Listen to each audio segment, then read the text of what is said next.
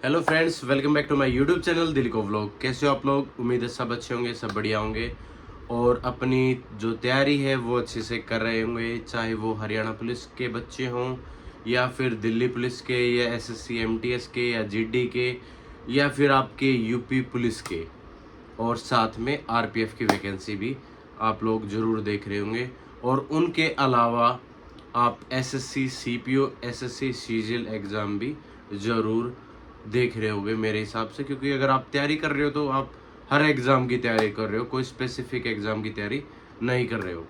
Most important एक तो मैं अपनी अप्रोच लेके बताऊंगा कि मैंने किस तरीके से अप्रोच रखी थी और कैसे मैंने सिलेक्शन लिया, ठीक है। उसके ऊपर मैं आज थोड़ा सा, क्योंकि बहुत सारे बच्चों का ये आया हुआ था कि सर हमें गाइड करो, क्योंकि बहुत सारे ऐसे ही बच्चे थे जिन्होंने अभी 12th पास की है। बहुत सारे ऐसे ही बच्चे थे जो एक एक दो दो नंबर से कई एग्ज़ाम में रह चुके हैं, ठीक है।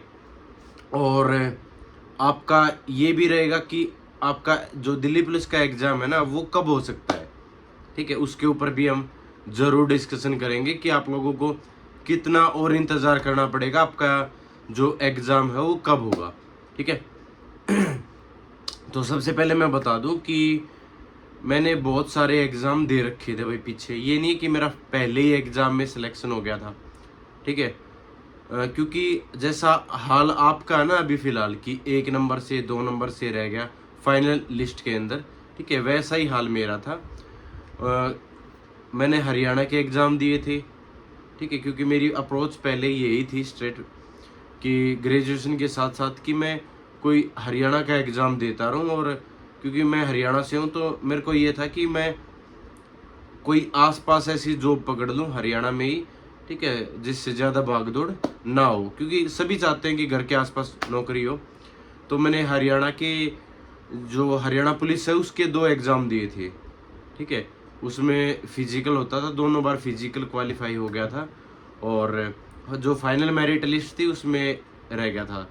2 बार नहीं 3 बार दिए थे भाई, 2 बार हरियाणा पुलिस कांस्टेबल के, 1 बार हरियाणा सब इंस्पेक्टर का भी मेरा 1 नंबर से रह गया था फाइनल के अंदर। और एक एग्ज़ाम मेरा रहा था क्लर्क का, ठीक है। तो 3-4 एग्ज़ाम तो ये हरियाणा के रह गए थे। बाकी एसएससी के एग्ज़ाम मैंने इतने नहीं दिए थे। एसएससी का मैंने सीएचएसएल का एग्ज़ाम दिया था, ठीक है।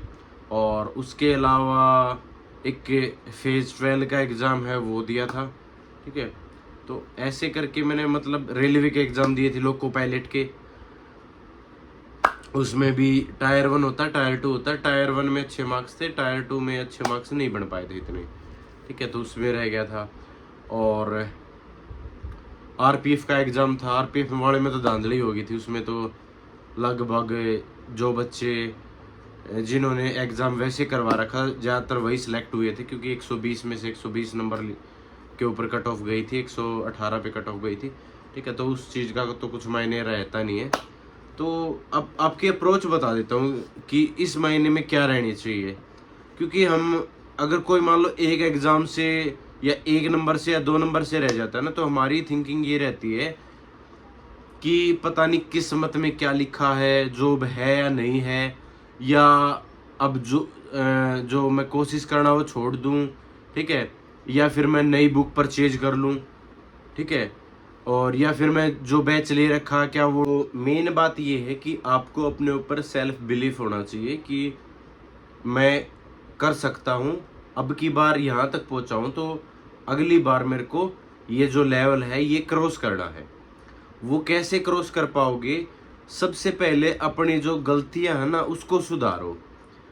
मैं क्या गलतियां करता था कि जैसे मेरा मैथ कमज़ोर है तो मैथ को मैं साइड लाइन ही रखता था कि मैं बाकी सब्जेक्ट में कवर कर लूँगा, या बाकी सब्जेक्ट उनको मैं परफेक्ट कर लेता हूँ। मैथ के मैं सिर्फ ये टॉपिक कर लेता हूँ, इनमें से अगर हो गया तो मेरा काम बन जाएगा। लेकिन ऐसा नहीं होता, आप किसी भी सब्जेक्ट में परफेक्ट हो ही नहीं सकते। जीएस में आप 50 में से 45 नंबर नहीं लेके आ सकते, ये रियलिटी है। इस चीज़ को आपको, ठीक है, एक्सेप्ट करना पड़ेगा कि आप इतने में से कितनी भी आपकी अच्छी जीएस हो जीके हो, ठीक है। तो आप ये मान के चलो कि जितने भी सब्जेक्ट है ना, उस पे आप इक्वली टाइम दो। कि आप अगर 2 घंटे इस सब्जेक्ट पे दे रहे हो, तो जो आपका वीक सब्जेक्ट है उस पे 1 घंटा एक्स्ट्रा दो स्टार्टिंग में।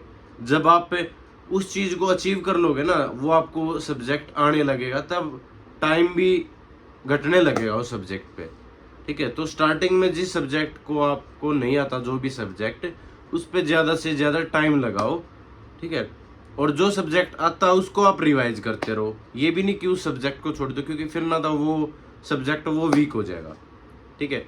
उसके साथ साथ रीजनिंग को मड़के में ले लेते हैं भाई, कि रीजनिंग तो इजी है, इजी आती है हर एग्जाम के अंदर, और क्या करना है वहीं पे देख लेंगे। नहीं, प्रैक्टिस का खेल है भाई। अगर आप अच्छे से प्रैक्टिस करते रहोगे ना, तो आप अच्छा स्कोर कर पाओगे डेफिनेटली। आप गलतियों को भी इम्प्रूव कर पाओगे, टाइम है वो भी कम कर पाओगे एग्जाम के अंदर, क्योंकि टाइम की बहुत महत्व है। जब आप सीजीएल, एसएससी या कोई भी एग्जाम दोगे, तो उसमें ना टाइम की बहुत इंपॉर्टेंस है। तो आप, और टाइम कब कम होगा आपका, जब आप उस चीज की प्रैक्टिस करोगे। बहुत सारे ऐसे क्वेश्चन भी मिलेंगे जो आपको प्रैक्टिस में आपने सोल्व कर रखे हैं, तो उसको निकालने की भी जरूरत नहीं पड़ेगी, आप डायरेक्ट उसका आंसर ही लगा दोगे। ठीक है। तो प्रैक्टिस बहुत इंपॉर्टेंट है। तो आप रीजनिंग को, जीएस को, मैथ को, कोई भी आपका सब्जेक्ट हो, उसको हल्के मत लो कि ये तो ऐसे ही हो जाएगा, ये तो मेरे को आता ही है। उस चीज़ को आप रिवाइज करो। दूसरी बात, नोट्स जरूर बनाया करो भाई। हम कई बार ना यूट्यूब पे वीडियो देख लेते हैं, और हमें वीडियो बहुत पसंद आती है, और पूरी पूरी वीडियो है, वो ये सोचते हैं कि हम दिमाग में कैप्चर कर लेंगे, और अगली बार कुछ भी पूछेंगे ना, तो हम हमारी स्टोरेज से निकाल के और वो हम उसका आंसर दे देंगे। ऐसा नहीं होता भाई। ये होता है कि आप जब भी वीडियो देख रहे हो ना, तो उस टाइम पे आपको सारी चीज़ें इजीली समझ आ रही होती हैं। ठीक है। आपको आसानी से सारी चीज़ें समझ आ रही होती है, आपको इजी लगता है। लेकिन कुछ दिन बाद वो आपकी मेमोरी से गायब होने लगती है, ऑटोमेटिक गायब हो जाएगी। जो आपको बिल्कुल परफेक्टली याद होगी, वो सारी चीज़ें लर्न होगी हो, लेकिन कुछ दिन बाद आपकी मेमोरी से बिल्कुल ही वो निकल जाएगी। तो ऐसा मत करो। आपको बेसिक समझ में आ रही हैं चीज़ें, लेकिन फिर भी उसके साथ साथ क्या क्या बनाने, आपको नोट्स तैयार करने, नोट्स बनाने, वो किसी के भी हो। हाँ, ये हो सकता है कि जीएस के अंदर आपको कोई नया क्वेश्चन आता ना सामने, सिर्फ उसको नोट डाउन कर लो। लेकिन रीजनिंग के भी नोट्स बनाओ, और मैथ के भी नोट्स बनाओ। उनके जितने भी ट्रिक आती हैं बीच में, ट्रिक को हाईलाइट करो, और जितने भी आपके फॉर्मूले आते हैं उनको हाईलाइट करो, वो नोट डाउन करो। जीएस के अंदर कोई भी आपका नया क्वेश्चन आपके सामने आता है, उसको नोट डाउन करो, 100% नोट डाउन करो उसको। ठीक है। तो ये तो बेसिक तरीके ये है। तो दूसरा तरीका ये होता है कि सर हम क्या ऑनलाइन पढ़े, ऑफलाइन पढ़े, आपने कैसे पढ़ा था? मैंने भाई एक बार कोचिंग ली थी। ठीक है। मैंने सिर्फ एक बार कोचिंग ली थी, वो भी 12th क्लास के बाद ली थी, और मेरे को कोई आइडिया नहीं था। जब मैं कोचिंग सेंटर पे पहुंचा था कोचिंग लेने के लिए, तो मैं गया था दिल्ली पुलिस के लिए, कि सर मेरे को दिल्ली पुलिस की या जैसे एयरफोर्स के उस टाइम पे एग्ज़ाम थे कि मेरे को इन चीज़ की कोचिंग लेनी है। एनडीए का था, सॉरी एनडीए का भी था एग्ज़ाम, कि मैंने इनका बताया। तो उन्होंने ये बोल दिया था कि आप ना एसएससी की कोचिंग ले लो, और एसएससी की कोचिंग में आपके सारे जो एग्ज़ाम हो वो कवर हो जाएंगे। तो ऐसा नहीं होता भाई। अगर मैं सीजीएल की तैयारी नहीं कर रहा हूँ, तो मेरे को सारा सिलेबस करने की रिक्वायरमेंट है ही नहीं। समझ रहे हो? अगर मैं सीपीओ की तैयारी कर रहा हूँ, सॉरी अगर मैं दिल्ली पुलिस की तैयारी कर रहा हूँ, और मैं सीपीओ वाला सारा सिलेबस कवर कर रहा हूँ, ठीक है, तो वो मेरे लिए बेनिफिशियल नहीं है। आप जिस चीज़ की तैयारी कर रहे हो, आप उसी चीज़ की कोचिंग लो, मेरा मानना ये है। आप जिस भी चीज़ की तैयारी कर रहे हो, अगर एयरफोर्स की तैयारी कर रहे हो, एयरफोर्स की अलग से कोचिंग लो। अगर आप दिल्ली पुलिस की कर रहे हो, दिल्ली पुलिस की अलग से लो। क्योंकि ऐसा क्यों होता है? क्योंकि मान लो उस टाइम पे मैं दिल्ली पुलिस की तैयारी कर रहा था, तो उसमें इंग्लिश नहीं आती भाई। लेकिन जो वो एसएससी वाले करवाएंगे ना, वो इंग्लिश की भी क्लास चलती रहेगी साथ में, तो मेरे को इंग्लिश का जो सब्जेक्ट है वो भी नोट डाउन करना पड़ेगा, उसको याद करना पड़ेगा। और इंग्लिश का बहुत सारा, जो इंग्लिश लैंग्वेज होती है उसका जो सिलेबस होता है वो बहुत ज़्यादा होता है, तो मेरे को सारा सिलेबस कवर करना पड़ गया। अगर मैं वो सारा सिलेबस साथ में कवर कर रहा हूँ और जो कि मेरा नेक्स्ट एग्जाम आने वाला उसमें कोई काम का है ही नहीं, तो वो तो मेरे लिए टाइम वेस्ट ही हुआ ना। ठीक है, तो आप पर्टिकुलर जिस सब्जेक्ट में वीक हो, मेरा मानना ये है कंप्लीट कोर्स का बेसिक भी आप कोचिंग मत लो। आप जिस सब्जेक्ट में वीक हो ना, आप उसकी कोचिंग ले लो, या अलग अलग टीचर से, कि कोई मान लो मैथ पढ़ाता अच्छा है तो मैथ की कोचिंग वहाँ से ले लो, इंग्लिश कोई दूसरा टीचर अच्छे से पढ़ा रहा तो इंग्लिश की जो कोचिंग है वहाँ से ले लो। ठीक है, जिसका आप मेरे हिसाब से बुक से भी कवर कर सकते हो। ठीक है, और जो बिगिनर्स है बिल्कुल, जिन्होंने अभी 12th पास की है, वो क्या कर सकते हो कि एक बार तो जरूर आप कोचिंग लेके देख सकते हो, क्योंकि आपको आइडिया हो जाएगा कि कॉम्पिटिटिव एग्जाम में क्या क्या चीज़ें होती हैं, क्या क्या चीज़ें आती हैं और कैसे क्या करना होता है। क्योंकि आप उन बच्चों से मिलोगे, साथ के बच्चों से तैयारी करते हुए, जो पहले से तैयारी करते हुए आ रहे, तो आपको आइडिया हो जाएगा। आप ऑफलाइन ले लो, मेरे हिसाब से फर्स्ट टाइम ले रहे तो ऑफलाइन ले लो। उसके बाद आप सेल्फ स्टडी के ऊपर जितना ज़्यादा ध्यान दोगे ना, सेल्फ स्टडी के ऊपर जितना ज़्यादा ध्यान दोगे उतना ही आपके लिए इजी होगा अच्छा स्कोर करना आपके एग्ज़ाम के अंदर। ठीक है, सेल्फ स्टडी करो। किसी का लाइब्रेरी के अंदर मन लगता है तो लाइब्रेरी भी ज्वाइन कर सकता है। वहाँ पे लाइब्रेरी जाने का क्या फ़ायदा होता है, एक तो आपको इन्वायरमेंट मिल जाता है कि आप घर से निकलोगे ना और लाइब्रेरी में पहुँच गए तो कुछ ना कुछ आप 100% पढ़ के आओगे। दूसरा, आपके पास आसपास ना बहुत सारी बुक्स अवेलेबल हो जाती है किसी साथी की, इधर से उधर से, तो आप कहीं से भी वो बुक देख सकते हो कि कौन सी मार्केट में नई बुक चल रही है, या फिर वैसे ही थोड़ी देर के लिए वो बुक लेके आप वहाँ पे पढ़ सकते हो, तो आपका बुक्स का खर्चा वो भी कम हो जाता है। हाँ, अगर जिसके पास थोड़ा सा 2-3 साल हो गए, 2 साल हो गए, 1 साल हो गया है, उनको एक्सपीरियंस है, उसको नॉलेज है कि मेरे को क्या पढ़ना है और कैसे तैयारी करना है, सिर्फ उसको प्रैक्टिस की ज़रूरत है, तो घर पे भी वो पढ़ सकता है। वो घर पे एक रूम के अंदर, अगर उसको घर पे इन्वायरमेंट मिल रहा है तो घर पे आसानी से वो बैठ के पढ़ सकता है।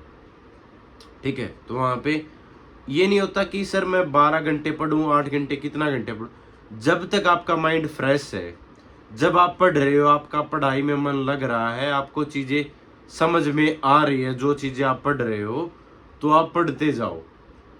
ठीक है, बीच में रेस्ट जरूर लो। ऐसा नहीं होता कि आप लगातार 5 घंटे पढ़ रहे हो, 3 घंटे पढ़ रहे हो, सिर में दर्द हो रहा है, फिर भी पढ़ाई करने लग रहे हो।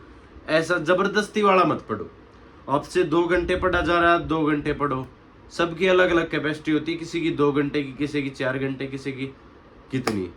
तो आप लोग ईमानदारी से पढ़ लो, चाहे 2 घंटे पढ़ लो, 4 घंटे पढ़ लो।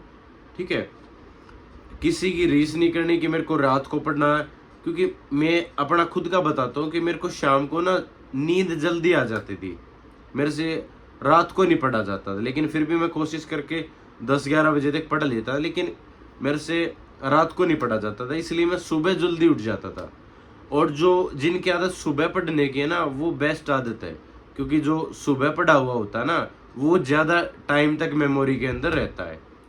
ठीक है, तो ऐसा नहीं है कि आप दिन में ही पढ़ना है या रात को ही पढ़ना। जब भी आपको मन हो पढ़ाई का, जब भी आपको अच्छा लगे कि हाँ मैं इस टाइम मैं अच्छे से पढ़ सकता हूँ, तो उसी टाइम पढ़ लो। घंटे भी कोई भी ये नहीं फिक्स नहीं है कि आप, हाँ कंटिन्यूटी ज़रूरी है भाई, ये कहना चाहता हूँ।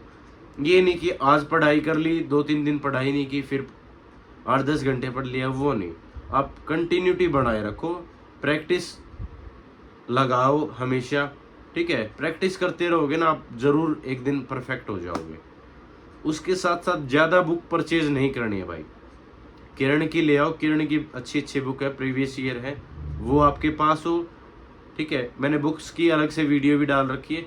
मतलब अगर ज़्यादा बुक्स का झमेला उठा लोगे ना, आपसे वो सारी बुक्स कवर ही नहीं होंगी, और अगर एक बार कवर होगी उसका कोई फ़ायदा ही नहीं है भाई।